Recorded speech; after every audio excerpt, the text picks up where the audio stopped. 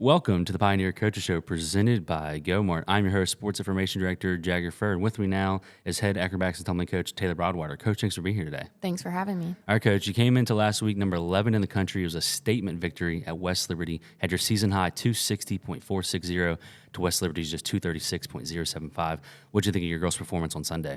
I'm extremely proud. I think that's about all I can say about that meet. We've worked really, really hard this year to kind of get to that point where we were in the 260s, and I feel, which I know I'm biased, they're my team, but I feel like we have been a 260 team all season, so just trying to fight for the judges to see that. And I feel like we finally put all of our pieces together at the right time and truly got some scores that we deserved, and we looked great on Sunday.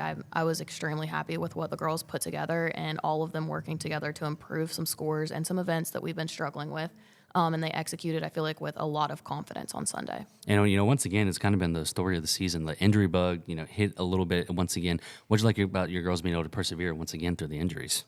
I think that just speaks to the depth of the program that I have here. The girls are always willing to step up when needed. Unfortunately, this year it's been a lot, and no coach wants that. I mean, I hate to see it. Everyone hates to see it, but at the end of the day, you know that there's still a job to get done, and the girls have really fought through that and understood the assignment and stepped up to the plate in big ways for me this season, and I really can count on every single one of my athletes, and I know they're going to get it done. And one of those is your star, Savannah Duckworth, MEC Athlete of the Week. Helped you guys get season highs and a program high in 4 or 5 events this past week. How crucial was she in your guys' victory on Sunday? She's obviously a phenomenal athlete. I couldn't ask for more from her. Honestly, an athlete that's fighting through some injuries herself and continues to compete for me. That's all she wants to do.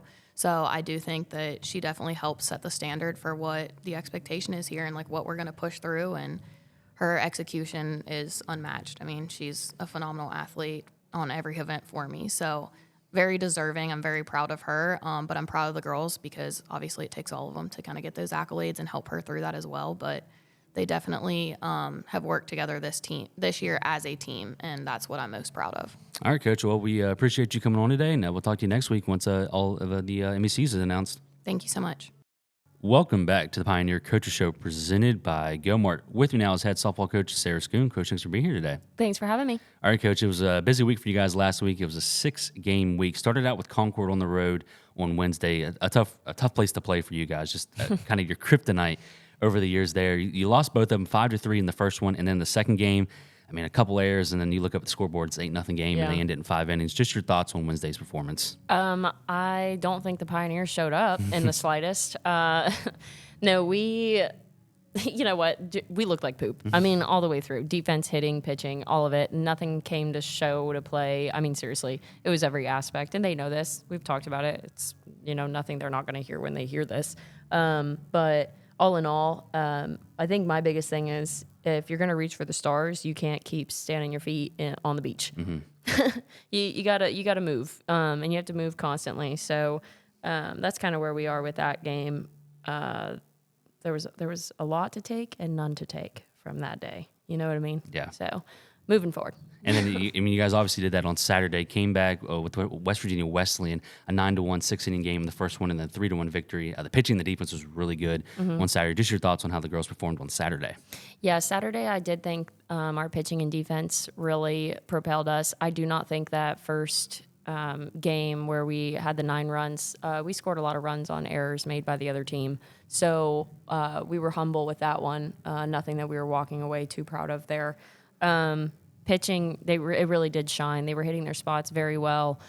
Defense played behind them. Our right side that day looked phenomenal, and we turned a ton of double plays. So even when someone got on base for free, we were able to get the lead run, get them out, and we had really good situational awareness that day defensively. So that's really, that was one of the good things I took away from that day. And then on Sunday, you turned around with D&E, ended up with the 4-game sweep for the weekend, 7-2 victory in game 1, 5-4 victory with the walk-off sac fly, which is an odd one there in that game, too. Was able to use Kylie Burdick out of the bullpen, too, kind of mix it up a little bit. What'd you like about Sunday's performance? Yeah, so I feel like people have been scouting our pitching a lot. Megan Stump's kind of been living in the shadows at the beginning of this year, and she's a phenomenal pitcher, And I just thought, what better time than to, at home, bring out Megan, let's start the day with her, and let's see where this goes. And, I mean, she was lights out. She threw great. We had a couple miscues defensively there in the 6th, 7th of the first game. Brought Kylie in to finish that off, and that worked great. Then we came out in the second game. The changeup really held them in the first game, so we were able to use Macy's changeup in the second game there to, again, throw them off balance, and then had Kylie come in there at the end. As far as defense goes, again, our situational awareness then, it faltered off again. So we really have to hit the ground with that one. A lot of work with that one. Just knowing where to go with the ball when you have the lead that you have. You should go back and see the movie with Tom Hanks when he's like, there's no crying in baseball. What is that, A League of Their Own? I had a player send that to me this past week, and she said, this is exactly what it sounds like when you're talking to us. And she's like, why would you throw here with a 2-run lead? And I'm just like, yeah, it's very similar. But going in then to the game 2, Deanie rallied on us. We got up, we got complacent, they rallied, and then we had to finish it off. It was wonderful to see where there in the last, it was our seniors kind of finishing that off. That's the first time that's ever happened for them, and what a sweet moment, what a camera moment. So that was really great. But yeah, I can't be too upset with 4 wins. Yeah. So. And now coming into this coming weekend, a big weekend for you guys. Charleston and State just played them 2 weekends ago. Now you're on the road. You're tied with Charleston right now in the first place. And I know, like I mentioned a few weeks ago, it's early in the season, but these games mean a lot, especially when you look at the standings late in the year. What do you want to see out of your girls this coming weekend? Charleston is wonderful at home. Both of us are playing great at home. I want to see our team go on the road and dominate. Mm-hmm. I don't care at this point who we're playing. We need to show up when we don't play at home. And that's something that's embedded in us right now, to where we're so confident and we're so comfortable at home, and then we go away and it's like we kind of press. Mm-hmm. And I don't understand where that stems from. This weekend, I would like to see that go away and just stay away and not revisit. Charleston is a team that we go back and forth with. We have for the past 2 years. We saw them the first year in the conference tournament. Last year, we saw what happened in the conference tournament. There's a lot. There's a lot that's in my mind when we play Charleston, of course. But when we go on the road here, I just want a lot of communication, a lot of comfortableness, not really swinging necessarily out of our shoes every single time, making good decisions, using small ball if we have to, because we didn't use it last time against them. I'm sure their game plan has changed. We're going to have to bounce back after that. Their pitching is good at home, so we'll see how that goes. But I don't know. This is probably the first time I'm on the mic, and I'm like, God, I have so many things on my mind.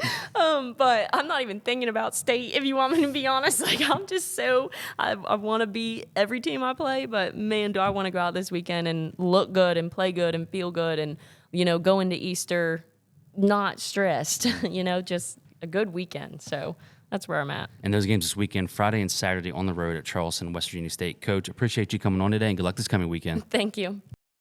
Basketball season is rolling, baby. Tony here, and I'm feeling the groove. Brad here checking in, and when the hoops are flying, it's full court fun at GoMart. That's right, the Groovy Hoops promotion is on now. Take your shot to earn bonus reward points and tokens when you purchase one of 6 specially marked items. Collect all 6 tokens for an additional 2,000 points. Sign up for GoMart Rewards and watch your points soar like a slam dunk in platform shoes. Go to GoMart.com or check the app for all the details. Stay groovy.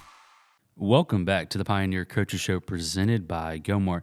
With me now is head baseball coach Jimmy Mullins. Coach, thanks for being here today. Thanks for having me. All right, Coach, you were at West Liberty and Wheeling this past weekend. Started out on Saturday at West Liberty. It was a 5-1 loss there in Game 1. Held on there in Game 2 with a 4-3 victory to get the split. What did you think of your guys' performances there on Saturday? We had 2 good performances from our starting pitchers once again. Landis and Dellerman are doing a great job for us. We just, we're struggling a little bit offensively with some things. We're doing some things well.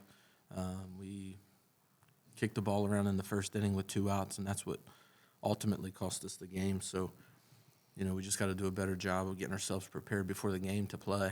And I think sometimes we see it as work, extra work, but they just need to connect the fact that, doing routines and stuff, getting them prepared for the game is going to help them. And, and things happen, errors happen, things like this. But I think there's a pressing thing of, we get the 2 outs and then the ball's hit to you. They say it's a team sport, right? Oh, yeah. But when the ball's hit to you, who's on the line for the whole program? It's you, right?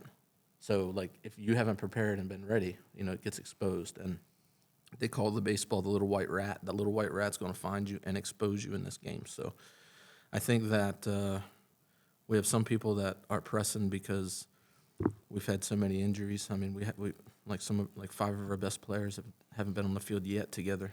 I don't know what's going on. Everybody's hurt, but I think people are trying to step up and do more. It's putting a little bit of pressure on us. But, we talked about it yesterday that if you're going to walk on water, my old coach said if you're going to walk on water, you got to know where the rocks are. And, we started the season really well, and we have a good team. So sometimes when you have success like that, you feel like if you're not always doing that, then, you're not living up to something. But the reality is in life, you're going to have good things and bad things happen. When things are going well, you got to have some stability and some rocks to stand on when they don't go well. And we're restructuring our daily work and some simple things and get back to the little things and find the joy and like we talked about before. And I think we're going to be fine because we got good players. But going back to what you said, we killed ourselves defensively, and simple as that. And but 2 good start outings from our starting pitching. I'd rather be in a situation where we got to clean up some defense and some situational offense than having to figure out our starting pitching, because that's a lot harder to do. And credit to our pitchers, because it's got to be frustrating, but they're going out and they're dealing, man, and I'm proud of them. And then on there on Sunday at Wheeling, it was a 4-2 loss in Game 1, an 8-6 loss there in Game 2. The second game, it was almost a really big comeback there at the end. What did you think about your guys' performances there on Sunday with the sweep at Wheeling? Yeah, I thought I was actually, the scoreboard doesn't show it, but I thought that we, came back a little better mindset, and again, because of some of the injuries, we've got guys playing out of position, and we've got guys in and out, and we struggling with a little bit of a situation where, when a lot of guys some guys aren't performing, then you got guys on the bench that think they should be the one, but so that causes a little bit of could be an issue, but you just got to nip that down, right? When everybody's struggling, you can't have this 100 hitter is going to be the answer. Let's put him in, It's like house fire, struggling to put out a house fire. So like, let's use the kerosene tank and throw that in there. That'll fix it. I'm just joking a little bit. But the fact is like we came back and had a better mindset. I thought we just, not to sound too much Little League, but we had a little bit more joy and fun playing the game. And I think that's what we need to get to, because we are a talented group, even when we're out of position and even when we have different guys in the lineup. And I thought that we responded well. And even though we lost the games, I think it set the tone for the week ahead. And we had a great day yesterday. We talked a little bit about getting back to the basics and restructuring and staying together. And, hey, we're still second place in the Southern Division. The goal is to be top 3. And when we start this northern half, we always say that we want to come out of the northern half either even or ahead of, at least half of the division. And we're in second place right now. So, because, the rest of the division has struggled a little bit too. So I'm excited. I'm excited because it's a challenge a little bit. And, when everything's easy, it's a little different. But when, we're struggling a little bit, but I know that we can play. I know that we're good. I know that if we get on the right mindset, we're going to be fine. We had a great day yesterday. We're going to have a great day today and continue on, and we'll see what happens this weekend. And you mentioned this coming weekend, Charleston coming up. They're first place in the MEC South right now at 8-5-5, 8-21 overall. I mean, you look at the division as a whole, it's just not where you're used to seeing the MEC South. This is a big series for the Pioneers coming up. What do you want to see out of you guys now that you open up MEC South play with usually, one of the perennial teams in the league? Yeah, it is usually, the South usually wins some more of those games right there, but just everybody's got their own struggles and their own things, and the charting program that we have, it shows hinge moments and win probabilities, and literally 3 errors on routine balls in 3 different games was the biggest swing momentum and wins. So we literally just catch the ball and throw the ball 3 times, and we have 3 more wins, and we're the ones at the top of the division. And I told them that yesterday, and I didn't say that as a, yelling at them like a Little League coach saying, yeah, make the errors and see. But I was just saying that's how close we are because we know that we can field the ball. Yeah. So let's not even worry about it. You know, we can't expect it to be 100%. It's going to be 100% our way all the time. Let's just check it off as, okay, there it was, put it behind us, continue on, and that's how close we are. So we're just evaluating ourselves and getting ourselves prepared the best we can because if we do that, I think that we're going to be pretty strong, and I think that we're going to be fine. And those games this coming weekend are Friday and Saturday with Easter coming up on Sunday. It's a 1 and 3:30 start on both days at the Seymour Sports Complex. Coach, appreciate you coming on today, and good luck this coming weekend. Thank you.